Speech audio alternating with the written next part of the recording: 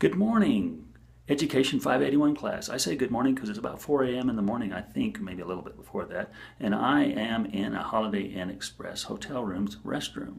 And this is a great place to do this, by the way, if you ever need to do that and you don't want to wake up your family early in the morning. And I chose to wear my cool Education Dollar Tree glasses because they make me look so intelligent and they help me see. So this week, week 6, we were to pick our mode of communicating with one another and using media and technology. So I chose to use a cool iPhone. Yeah, I really like this. I don't like my video, so I'll probably erase this one too. Have you gotten there too? That's not good. But the iPhone is a device that the students, a lot of them have and can use. I also thought of a classroom activity where the students would use an iPhone as this, which not only would help the students in communication skills, but it would help those ELL learners to practice their English and get comfortable with it and maybe even get some creative ideas about how to take their iPhone and use it at home to practice their English speaking skills and abilities.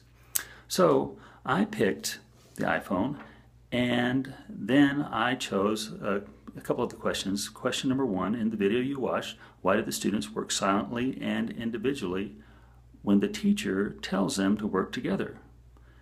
In what ways does the teacher structure or restructure her lesson in her reflection to get students to work collaboratively more often?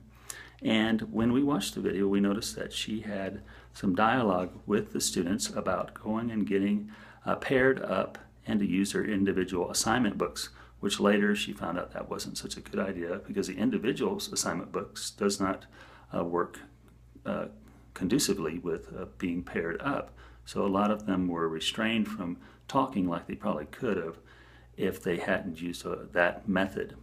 And so she tried to change that, and so she used question strips, which seemed to work really well. Then she also noticed that they had the same ones that are reluctant to speak, which is the common thing we see in our classrooms all the time. It's always usually the same ones that always want to speak. It's like a culture is developed. So she decided that, well, if I could move the seating around a little bit, and we know that really helps with classroom behavioral management. So in this case, it was affecting the classroom behavioral management in another arena and in a very good way, and it seemed to be very productive. So that seating selection and groupings changed things around. It also got those people to investigate their multiple intelligences and their better arenas of communicating and their skills.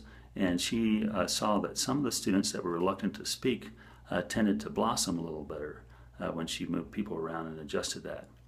Then I also selected question number 3. In Soltero, you read about reasons that ESOL courses programs should be a part of all teacher training. What are 2 ideas that you've learned thus far in this class that you may not have learned if you didn't need to take this course? How will those ideas impact you in your career? Well, the first thing was I really became aware of how many ELL learners are across America and how that growth seems to be becoming exponential. And I also learned more solidly that school structures are just not in place for this. And I observed this in the schools that I've been to, and you probably have too.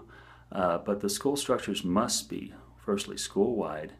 They also must be positive.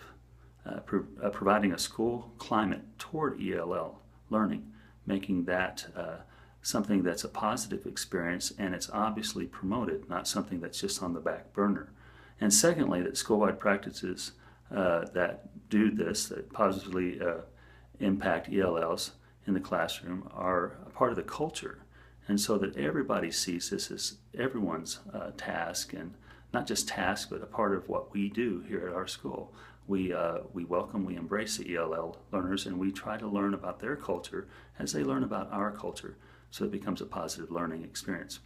Well, I hope you've enjoyed my early morning video. It's been so much fun, and I hope you go out and get yourself a cool pair of these Dollar Tree reading glasses. They really helped me, especially this morning. Thank you for watching. Bye-bye.